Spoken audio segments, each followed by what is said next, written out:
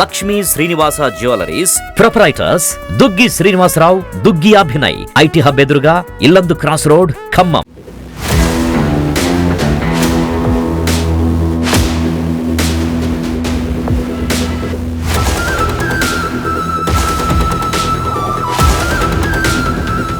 Hi hello నమస్తే, welcome to Suman TV Khammam. నేను మీ విజయశ్రీ.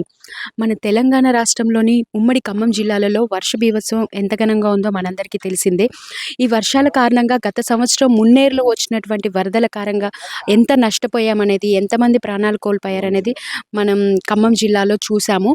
సో ఆ వరదల్లో జరిగిన నష్టాన్ని ఈ ఏడాది అంచనాలు వేసుకొని అధికారులు కూడా అప్రమత్తం అయిపోయి అటువంటి నష్టం మళ్ళీ జరగకూడదని చాలా అప్రమత్తంలో ఉన్నారు. ఎలా ఉంది అంటే, నిన్న చిన్న మండవ గ్రామంలోని లంకా ప్రాంతంలో ఒక 5గురు బర్రెల్ని మేపడానికైనా వెళ్ళేసి అక్కడ వరదలో పశువుల కాపర్లు ఆ మున్నేరు వాగులో చిక్కుపోవటం జరిగింది. సో వాళ్ళు చిక్కుకుపోయిన కొన్ని గంటల వ్యవధిలోనే వాళ్ళని అధికారులు కానీ, పోలీస్ శాఖ కానీ, తహసీల్దారులు కానీ అందరూ, ఆఖరికి ఈ డిప్యూటీ సీఎం బట్టి విక్రమార్క గారు కూడా ఎప్పటికప్పుడు అర్ధగంటకు ఒకసారి ఫోన్ చేసుకుంటూ పరిస్థితులని పర్యవేక్షించుకుంటూ వాళ్ళు ఎలా ఉన్నారు, వాళ్ళు ఎట్టి పరిస్థితుల్లోనూ చాలా క్షేమంగా బయటికి రావాలి అని వాళ్ళందరికీ ఇన్స్ట్రక్షన్స్ ఇచ్చుకుంటూ తగిన జాగ్రత్తలు తీసుకుంటూ ఎన్డీఆర్సీ బృందాలను కూడా రప్పించి ఎట్టకేలకి వాళ్ళనైతే కాపాడటం జరిగింది. ఆ బయటికి వచ్చిన వ్యక్తులతో మనం ఇప్పుడు ఈ గ్రామంలో ఉన్నాము. నమస్తే అండి, మీ పేరు? చెప్పండి, అసలు ఏం జరిగింది? మీరు ఏ టైంకి అక్కడికి వెళ్ళారు? అసలు వరద ఏ టైంకి వచ్చింది? వరద 2ంటికి వచ్చిందండి. ఆతల బరుగుడు పోయినాయి, ఈతల గడ్డ నేలలో పోయినాయి. నేలలో పోతే ఆతల పోయే చెట్లు ఏరు వచ్చింది, కమ్మింది, ఇంకా రావది కాలేదు. అదండి. అంటే ఎలా మీరు ఆ వరద అక్కడ చేరుకున్నాక ఎంతసేపట్లో మీకు ఆ వరద వచ్చింది? గంటలో వచ్చిందండి, గంటలో వచ్చింది, రావది కాల. అంటే మీ ఇంతకు ముందు కూడా ఇలా జరిగింది కదా, మళ్ళీ ఆ జరిగినప్పుడు మీరు ఊహించలేదు ఇలా వరద వస్తుంది అని? ఆ ప్రాంతంలో తగ్గిందండి, చాలా తగ్గింది. తగ్గితే బరుగుడ్లు ఆతల పోయినాయి, బరుగుడ్లు ఆగవేసి అని పోయి తోలటం పోతే కమ్మింది ఏరు. అది ఏం చేశారు అంటే ఆ సిచ్యువేషన్? అది చాలా భయానకరమైన సిచ్యువేషన్. అసలు ఎలా ఫీల్ అయ్యారు మీరు ఆ సిచ్యువేషన్ లో? భయం ఏందండి, ఏరు అంతలో కొంచెం కమ్మింది, ఆడు కూర్చున్నాం. మీ పేరు? గుండ్ల సాలే. ఓకే, అసలు ఆ టైంలో మీరు అంటే సడన్ గా జరిగింది, అసలు ఆ భయానకర సిచ్యువేషన్ లో మీ పరిస్థితి ఏంటి? అసలు మీరు ఏమనుకున్నారు? పోయేటప్పుడు 11 గంటలకి మామూలుగా పోయాను, కొంచెం లోతే ఉన్నాయి మా లోతులో. మేము గొడ్లు గేదెలు దొరికి రాకుండా పోయాను. పోయిన 2 గంటలోనే చుట్టు కమ్మేసింది. సినిమా రిపోర్ట్ రాంబాబు ఉండు, గుండ్ల రాంబాబుకి తెలియజేసాను.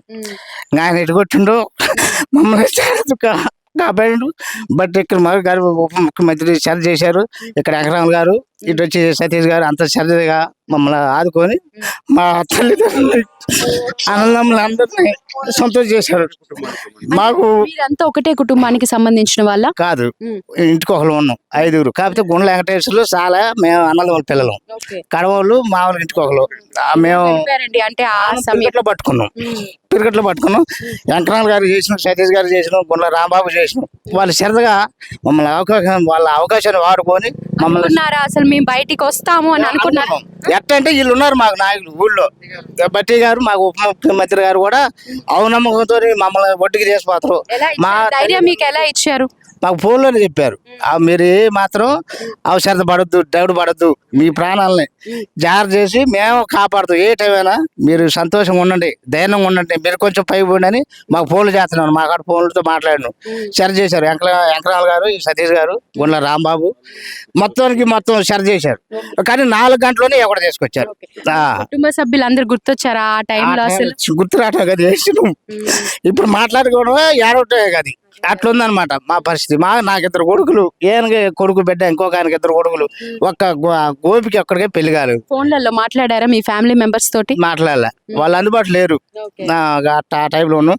నిన్నైతే మా పానాలు మొత్తం ఇల్లు 3గురులోనే తిరిగినాయి, మా 5 పానాలు. బట్టి గారు మటుకి మమ్మల్ని బాగా అర్ధగంటకి ఫోన్లు చేసి మాట్లాడించారంట ఇక్కడ నాయకులతో. అవసరం చేయొద్దు, మీరు ఏ గాడికి 5గురు సురక్షితంగా బయటకు రావాలి. మొన్న పోయిన నెల 4వ తారీఖు 2 పోయారు, మాలవాళ్ళ పిల్లలు చనిపోయారు.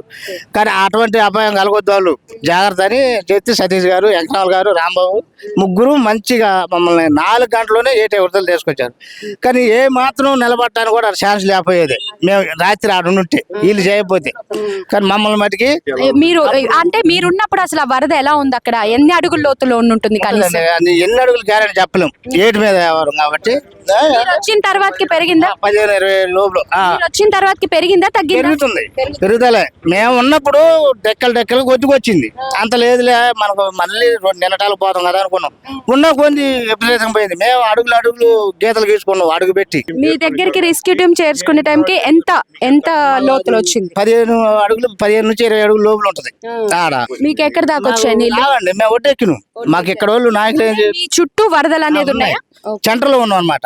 ఈయన సతీష్ గారు కానీ, వెంకటరామ్ గారు కానీ, గుండ రాంబాబు వాళ్ళు పైకి ఎక్కండి అని చెప్తుంటే మేము పైకి నీళ్ళు పెరుగుతామంటే పైకి పోతాం. ఫోన్ లోనే మీకు సూచనలు ఇస్తున్నారా? అంతే. మాకు ఒక 50 అడుగులు దూరం ఉంటది. మేము వాళ్ళకి కానొస్తాం, వాళ్ళు మాకు కానొస్తారు. కానీ మేము అయితే కలుసుకోలేము. మధ్యలో మాత్రం వరద అనేది అయితే ఉంది, విపరీతంగా ఉంది. ఏదైనా మీరు జాగ్రత్త, ధైర్యం పడొద్దు, మీరు బాధపడొద్దు. ఏ కాడికి సాయంత్రం కాలం మిమ్మల్ని తీసుకొస్తాం అన్నారు అన్నట్టు 6:30. ఫుడ్ ఏమైనా సప్లై చేశారు మధ్యలో? ఫుడ్ లేదు, వాటర్ లేదు. మేము ఉదయం తీసిపోయింది ఇక మంచిలే, అన్నం తినిపోతాం ఇంకా గొడ్లకి. ఇక అదే టైప్ లో ఉన్నాం అనమాట.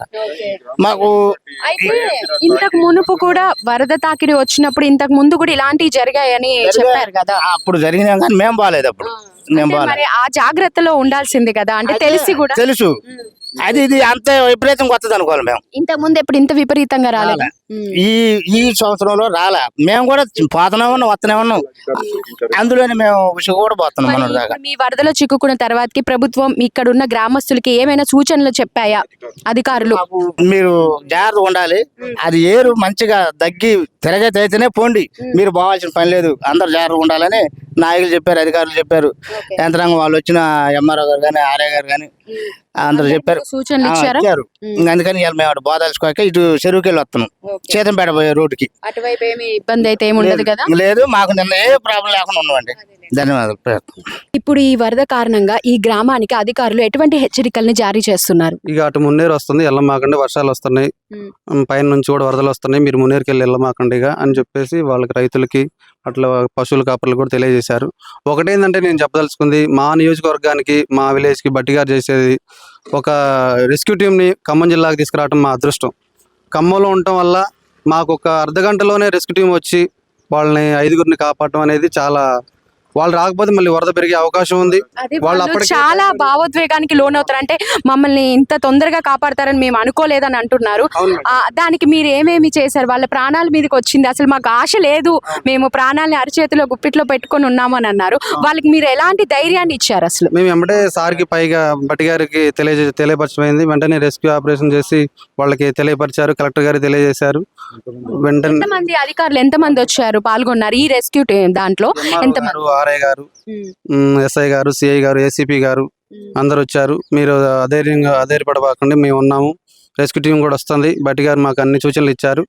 బట్టి గారు కూడా ఫోన్ చేశారు, మాకు చెప్పారు, మేము అందరం తీసుకొస్తున్నాం. 25 మంది రెస్క్యూ టీం వచ్చారు మేడం. వచ్చి ఒక ½ an hour లోనే రెస్క్యూ చేసి తీసుకొచ్చారు, ఒడ్డుకి తీసుకొచ్చారు. అంటే బోట్స్ ఏమన్నా, ప్రత్యేకమైన బోట్స్ ఏమన్నా తెప్పించారా, ఏర్పాటు చేశారా? ఎన్డీఆర్ఎఫ్ బృందం వచ్చింది మేడం. ఎన్డీఆర్ఎఫ్ తీసుకురావడం అయింది. ఒక ½ an hour లోనే క్లోజ్ చేశారు రెస్క్యూ టీం వచ్చి. మాకు వాస్తవానికి ఈ నియోజకవర్గానికి బట్టిగా రావడం చాలా అదృష్టం. ఖమ్మం జిల్లాకి అసలు ఎన్డీఆర్ఎఫ్ బృందం తీసుకొచ్చిన వెంటనే ఒక ½ an hour లోనే వచ్చారంటే అది చాలా అదృష్టం. అది ఒక బట్టి గారి వల్లే సాధ్యమైంది మేడం. ఆ వరదలో చిక్కుకున్న మరొక వ్యక్తి అయినా గోపి గారు ఇక్కడ ఉన్నారు. గోపి గారిని ఒకసారి అడిగి తెలుసుకుందాం అసలు అక్కడ పరిస్థితి ఎలా ఉంది, ఏం జరిగింది అనేది. గోపి గారు చెప్పండి, మీరందరూ ఒకేసారి వెళ్ళారా ఆ చోటుకి, లేదంటే విడివిడిగా ఏమైనా వెళ్ళారా? అందరం ఒకసారి వెళ్ళామండి. అంటే పైన అంటే ఏటికి యువతల ఒడ్డున గేదెలు మేపుతున్నాము. అవి ఒక్కసారిగా మొత్తం అన్ని లంకలోకి నీళ్ళ నుంచి ఎగేసుకుంటూ అన్ని వెళ్ళాయి. మేము వాటితో పాటు తోలుకోవడానికి మేము కూడా వెళ్ళాము. మేము వెళ్ళేటప్పుడు వరద తక్కువే ఉన్నది, అంటే రోడ్డు మీద అంత నీళ్ళు లేవు. మేము లోపలికి వెళ్ళాక ఒక ½ an hour లోనే మొత్తం అంతా వరద అంతా చుట్టుముట్టేసింది అనమాట. ఆ సమయంలో అంటే అసలు మీకు మా ప్రాణాలు అంత భయంకరమైన అసలు సంఘటన, అది చెప్పలేము.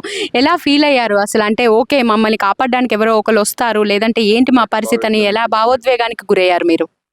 అంటే మాకు తెలిసినదే కదా, మామూలుగా వరద ఎక్కువ అవుతున్నది. ఆ కొద్దిసేపు వరద ఎక్కువ కొంచెం మాకు భయమే అనిపించింది అనమాట. వరద చుట్టుముడుతున్నప్పుడు అంతకుముందు పోయిన సంవత్సరం బాగా వచ్చేసింది అనమాట వరద, మొత్తం లంక అంతా వచ్చేసింది.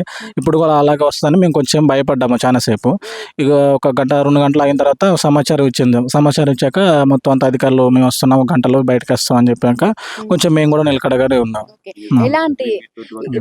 ఎలాంటి ధైర్యాన్ని మీకు ఇచ్చారు అధికారులు కానీ, పోలీసులు కానీ, తహసీల్దార్ కానీ మీకు ఎలాంటి ధైర్యాన్ని ఇచ్చారు? మీకు ఇక్కడ మీ కుటుంబ సభ్యులతో కూడా వాళ్ళు ఏమైనా మాట్లాడారా? మాట్లాడారు. అంటే పైన అధికారులు కూడా ఎంఆర్ఓ గారు కానీ, ఎస్ఐ గారు కానీ, పైన ఎస్సీ గారి దగ్గర నుంచి మాకు కాల్ చేశారు.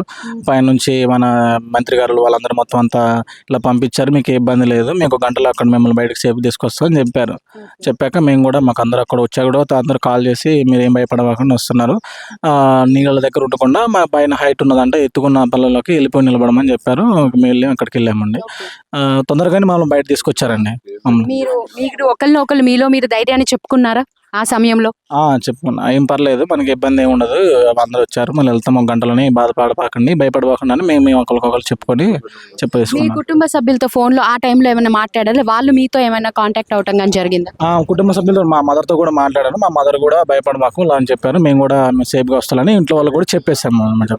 కానీ ఏదేమైనా కూడా ఆ సమయంలో కుటుంబ సభ్యులకి ఎంతమంది ధైర్యం చెప్పినా ఆ భయం అనేది అయితే ఉంటుంది, అంతే కదా. మొన్న కూడా రీసెంట్ గా ఎవరో 2 పిల్లలు ఇలా అయిందంట కదా, మరి వాళ్ళు అసలు ఎలా ఫీల్ అయ్యారు? అంటే మా పిల్లలు తిరిగి వస్తారు, మా పిల్లలు చక్కగా వస్తారు, భయం అనేది ఉంటుంది కదా, వాళ్ళు ఎలా దాన్ని బ్యాలెన్స్ చేసుకున్నారు అసలు? అంటే వాళ్ళకి భయం అనేది ఉన్నది, భయపడ్డారు. కానీ ఇక్కడ ఉన్న లోకల్ మా వాళ్ళు వాళ్ళందరూ మొత్తం అంతా వచ్చారు కదా, వాళ్ళు కూడా ధైర్యం చెప్పారు, వాళ్ళు కూడా కొంచెం రిలీఫ్ అయ్యారు. మీకు అధికారుల నుంచి వచ్చిన సహాయం అంటే వాళ్ళు తొందరగా స్పందించారు, మీరు ఏం చెప్తారు దీని మీద? ప్రభుత్వాన్ని గురించి మీరు ఏం చెప్తారు అసలు మీకు అందించిన ఈ సహాయానికి? మేము కాల్ చేసిన ఒక తొందరగా ఎంత తీసుకురావడం అనేది చాలా గ్రేట్ అండి అసలు మాకు. అంటే ఎంత తొందరగా రెస్పాన్స్ అయింది గవర్నమెంట్ అనేది. అన్నిట్లో మదర్ నియోజకవర్గం కాబట్టి మేము అనుకున్నాం, మా బట్టి గారు ఉన్నారు, అంత తొందరగా అవుతుంది అనుకున్నాం, అలాగే జరిగింది. పైనుంచి అధికారులు కూడా తొందరగా అంటే ఎంఆర్ఓ గారు కూడా, ఎస్ఐ గారు కూడా హాఫ్ అన్ అవర్లో వచ్చారు. మీరు ఇక్కడికి వచ్చిన తర్వాతకి వరద ఏమన్నా పెరిగిందా మళ్ళీ? మేము ఉన్నంతసేపు అదే వరద అండి, ఇంకా పెరగలేదు, తగ్గలేదు, అదే వరద ఉన్నది మేము ఉన్నంతసేపు. మేము లోపలికి లేకపోయింది. Thank you. చిన్నమండవ గ్రామంలో చిక్కున్న వారైతే చూశారు కదా, వాళ్ళు ఎంత భావోద్వేగానికి గురి అవుతున్నారు. నిజంగా అసలు మేము ఆ పరిస్థితుల్లో మా ప్రాణాలని గుప్పెట్లో పెట్టుకొని మరి సహాయం కోసం ఎదురు చూస్తాం. కానీ అధికారులు కానీ, ముఖ్యంగా భట్టి విక్రమార్క గారు కానీ ఎంత సకాలంలో స్పందించి మాకు నిజంగా సమయానికి ఆ బోట్ అనేది పంపించి దేవుళ్లాగా వచ్చి మా ప్రాణాలను అయితే కాపాడ్డారు. మేము ఎప్పటికీ రుణపడి ఉంటామని అయితే వాళ్ళు చెప్తున్నారు.